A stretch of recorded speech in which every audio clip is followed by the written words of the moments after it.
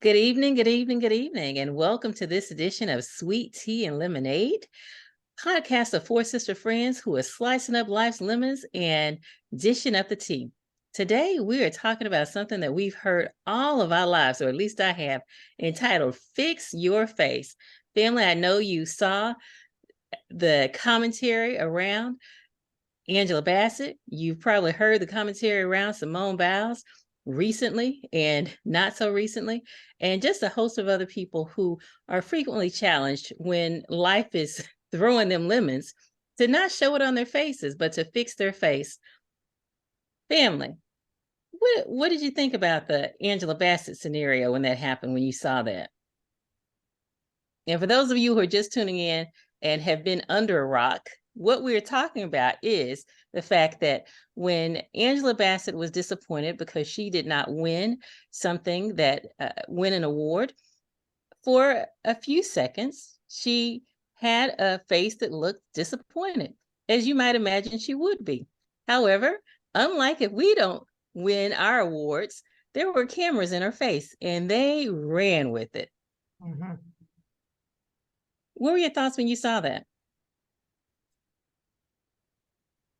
I immediately thought about how unfair it is to expect someone who has worked their entire life to reach this point and we don't allow them to at least be disappointed. Now, has she gotten up and slapped somebody or started cussing? And that's happened at the Oscars. And so, it was like that. She had cussed somebody out or something like that. I can see you say, okay, we got to. But it literally was a second of just like, you could see on her face that she was just like, dang, I didn't get it.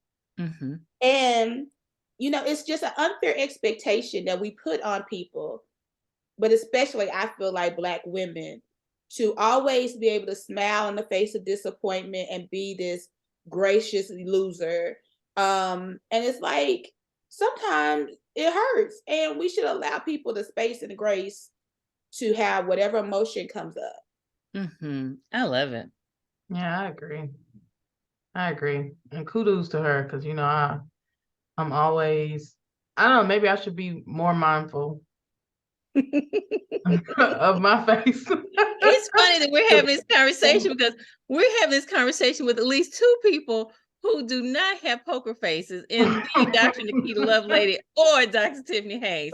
Now, my face is a 50-50. Sometimes, depending on what time of day it is, maybe earlier in the morning, maybe I can keep it together. And by this time of day, yeah. if it comes on here, it might come up here.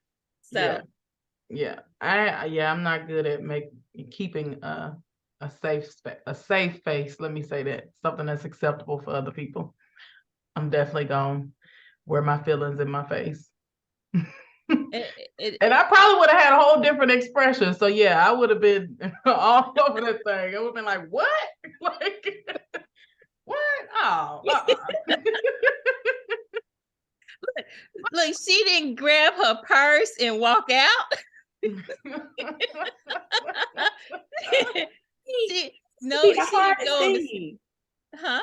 Can you imagine, like, you sit up and then you do all this to get ready for the role. You get the role.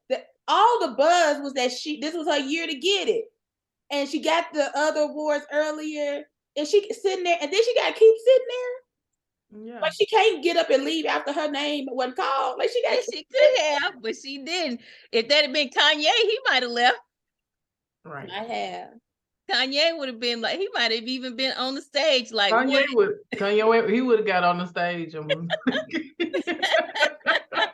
so she gathered her face after a bit, and we've seen the same thing in women, in Serena and Venus and different things or whatever, that people are really judging them. And the thing about it is, when they got started really, really young. So they were being compared unfairly and really held to some standards that I don't know that some adults could hold up to, Mm-hmm. But we definitely see that. Yeah. And it's also, I mean, we can peel this back and go deep with it if we want to.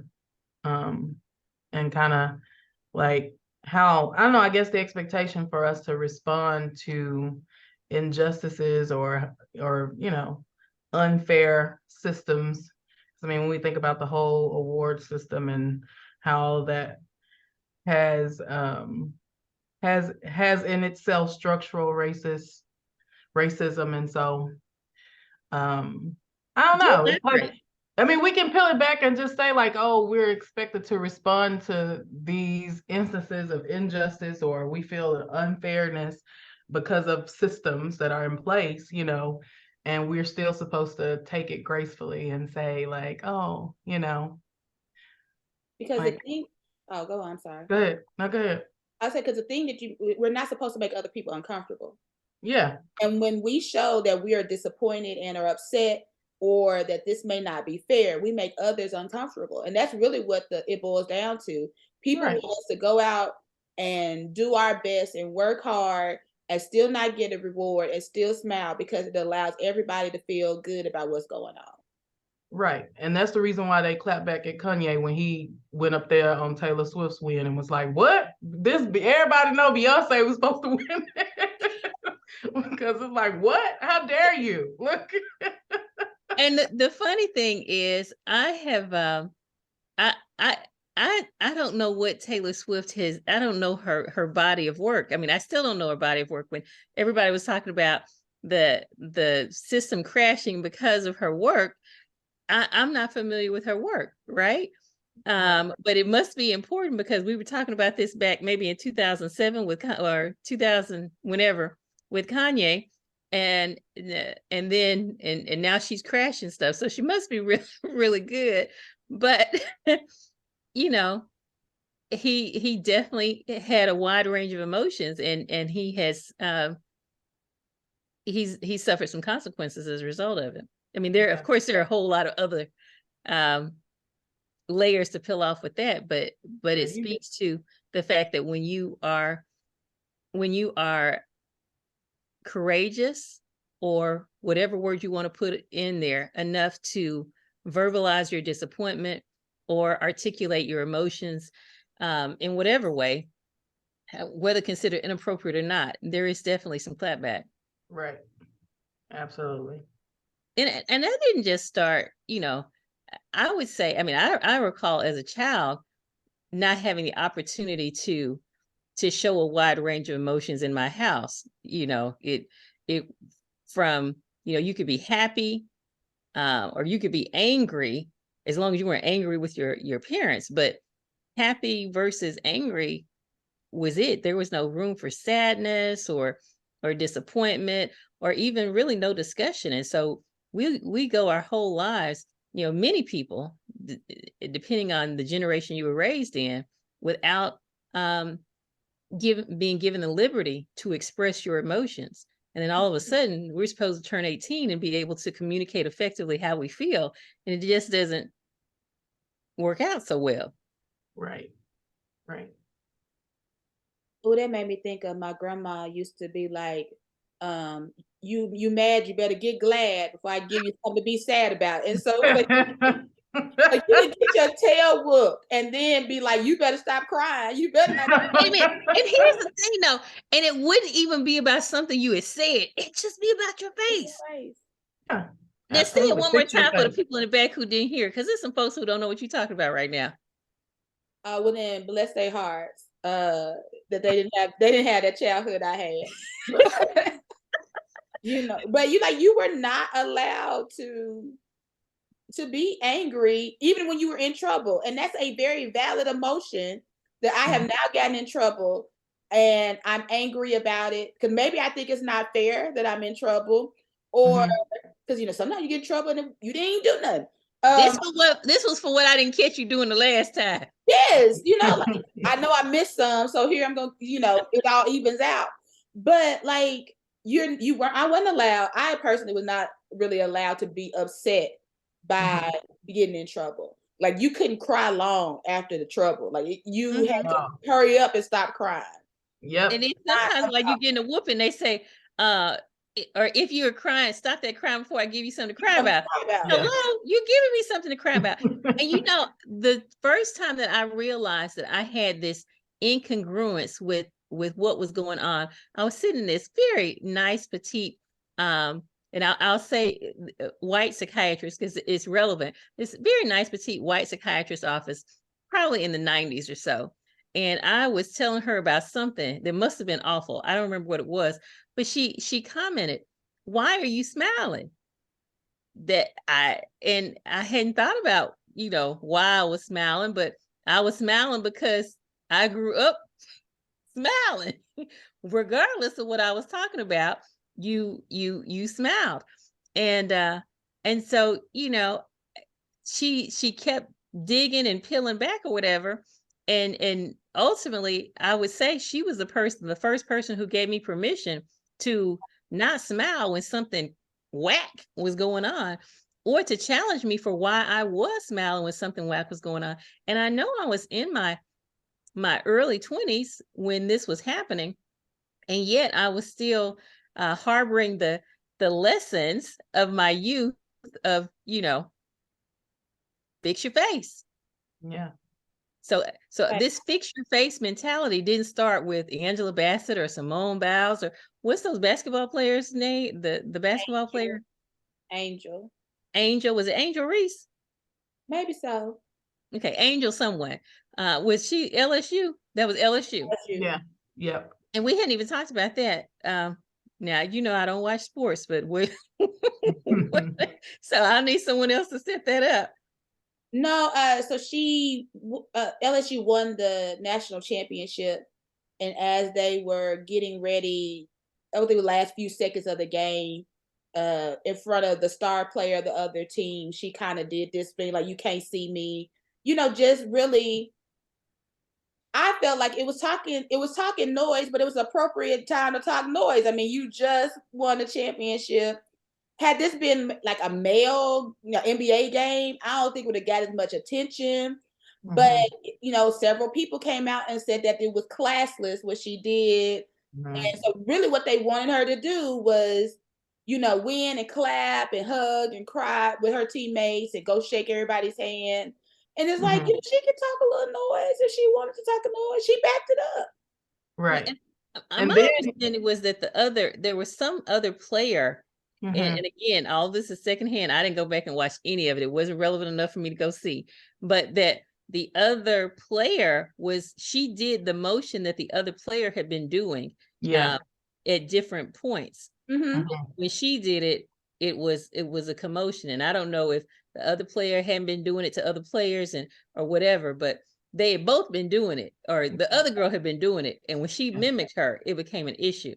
Yeah, that's what it was. Now, and I'm going to tell you what, I know you all will not believe this because of how gracious I am,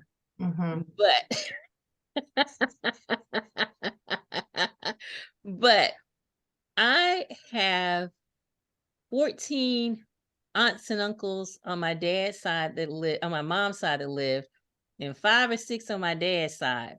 And my family talks cash money. I'm talking about, you can play Uno, goldfish, hopscotch, Scrabble. You can play whatever you want to play, but dominoes, whatever, there will be cash money talked. And so from the time I was 5 years old, playing spades with my mother, I learned to talk cash money. We didn't have anything called good sportsmanship. Yeah. Now, I mean, I may have acquired a sweet bit of it, but that was just, that we were uncouth. It's just you. I don't know many families who play spades and then talk noise. If you ain't talking noise when you playing spades and dominoes, you ain't really playing. And you don't really know what you're doing.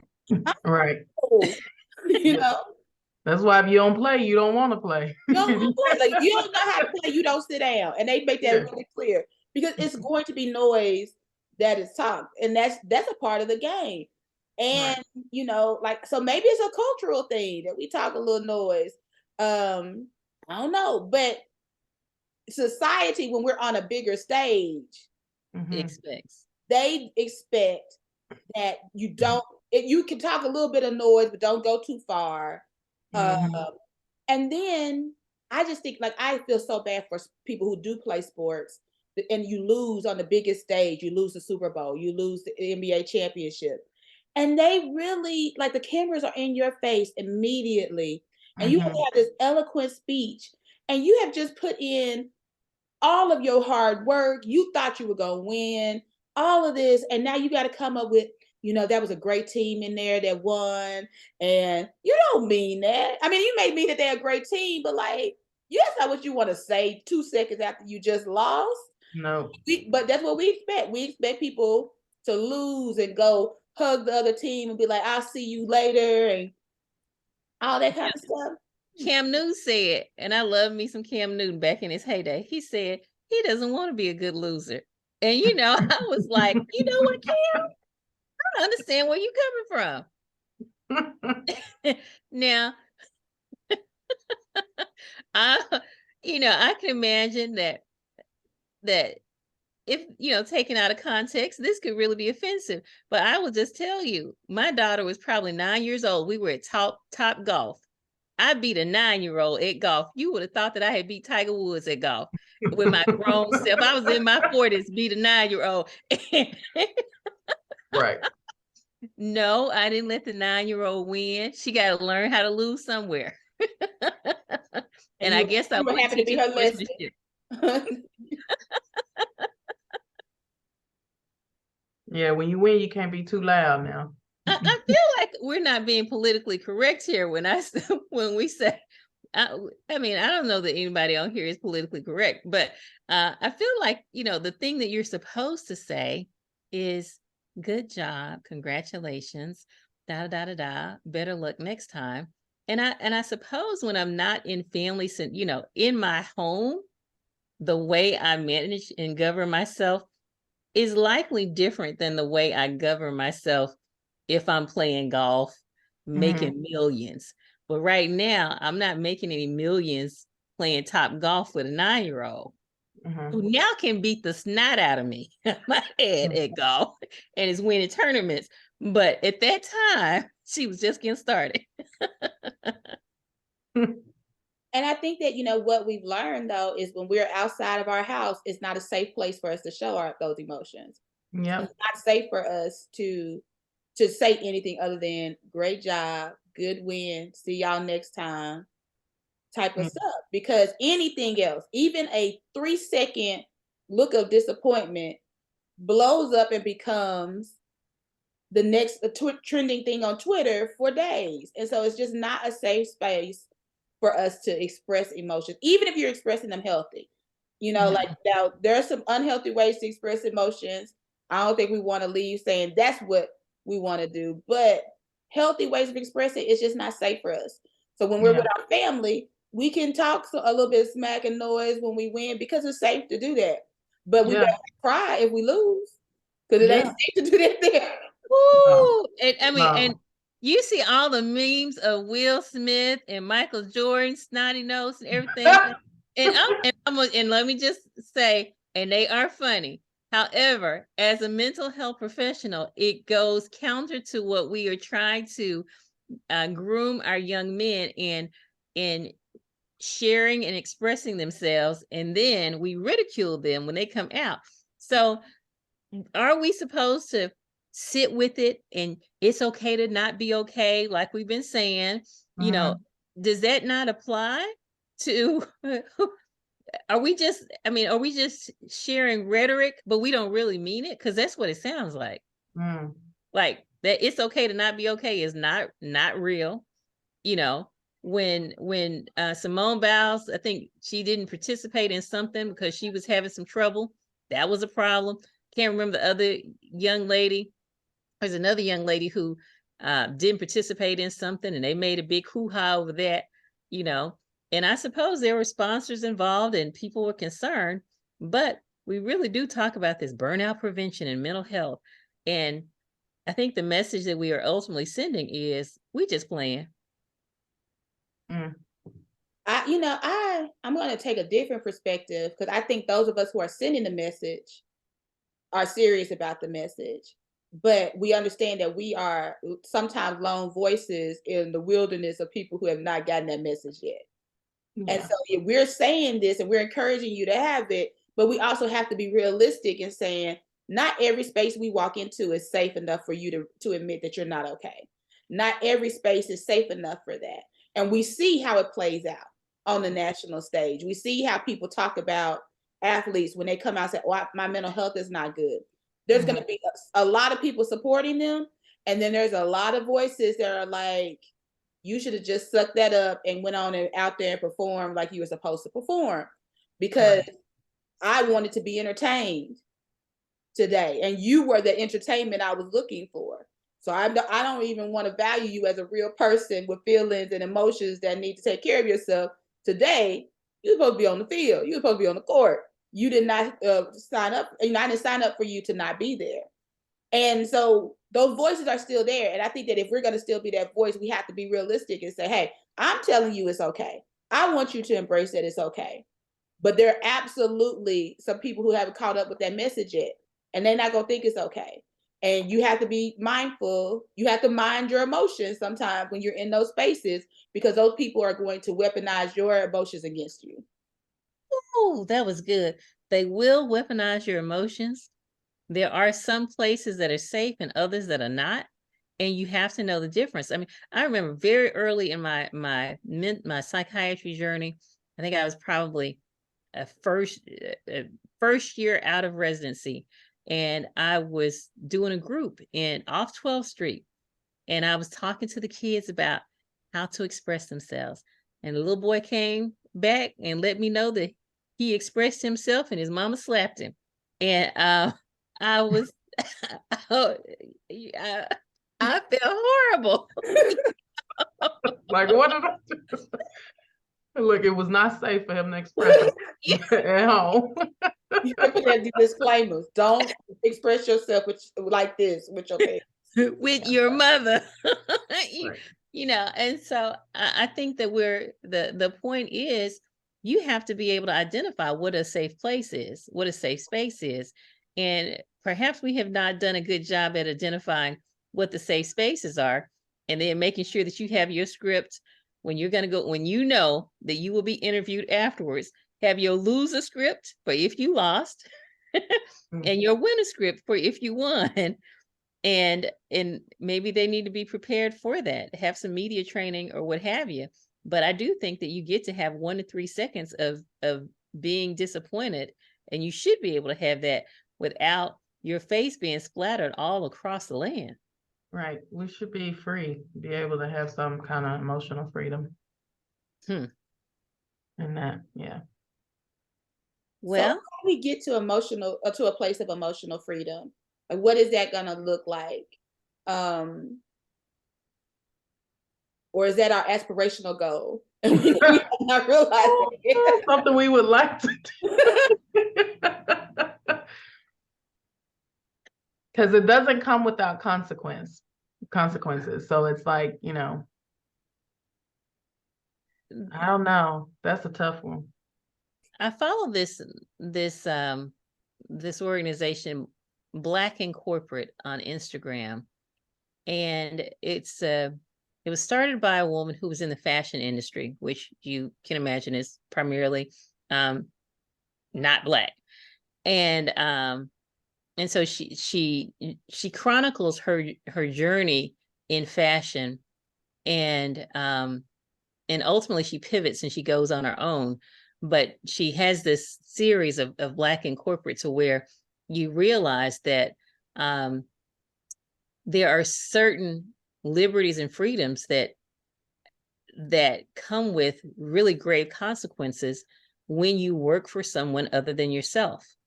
Or and you have to, if you want a level of freedom, then you have to build that space for yourself, because these spaces were not created for your authenticity or what have you. And so you have to find or build your place, your safe place. And so I see a lot of people who are entrepreneurs leverage that, and they own their personality because they say their personality will be a magnet for people that respond to them.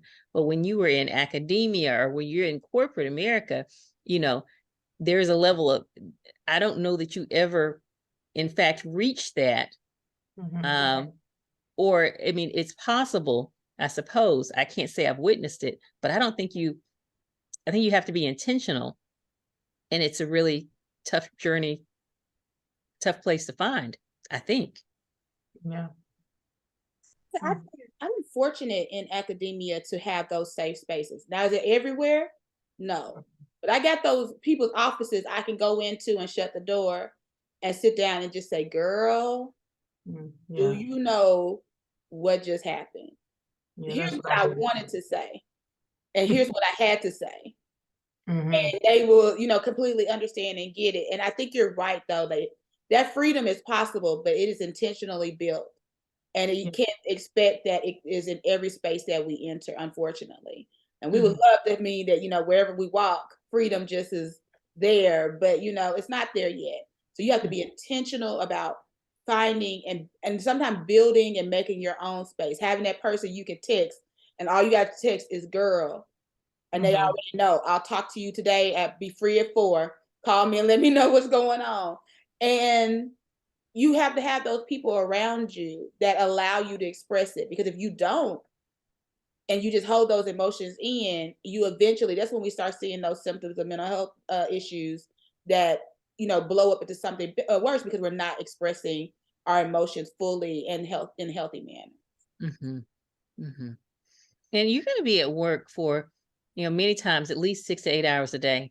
This is where you spend the bulk of your time. And so it is really important that you prioritize finding a place that you can be as close to your authentic self as possible, because otherwise you will see, you'll see anxiety.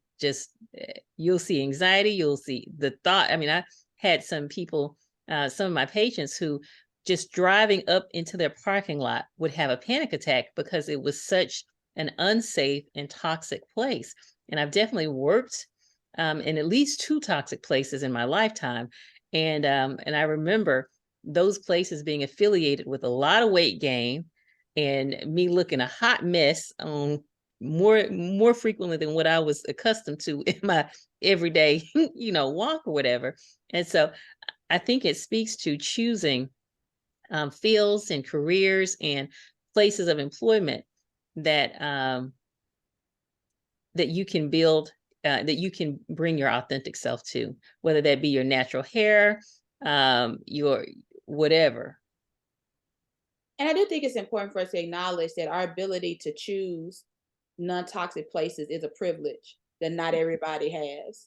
And so, even if you have to stick it out in a toxic place because that's how you're going to make your living, there's still a necessity of building that safe place for you to express your emotions. It may not be in your office, right? It may be in your friends or family, but some of us don't always have the privilege of being able to just say, forget it and walk away. Or I'm going to burn this system down because it's toxic. We don't have that privilege. And so you have to learn how to exist within toxicity, and that requires support and safe places for yourself. And please get mental health. Please connect with a mental health provider, and try not to make your work friends your friends, because that really can come back and bite you all the way in the bottom. So get yourself a mental health professional while you work in these toxic places, because you all may be going up for the same positions and different things, and the place that bore your soul, you may learn to regret that when things change. And things will often change. Often. They will often change. People who are your girl may turn against you. So fix your face. I think I hear testimonies. Fix your face. That's a whole nother show. We'll talk about later. Work relationships, work friend relationships. Toxic relationships. Yes. Oh, I love it. I think we do have the budding of another show. All right. Well, we have talked for a while, ladies, and I think it's time for us to head out. But thank you all for joining in and listening to our recording today. And just remember that when life serves you lemons, slice it up and make sweet tea and lemonade.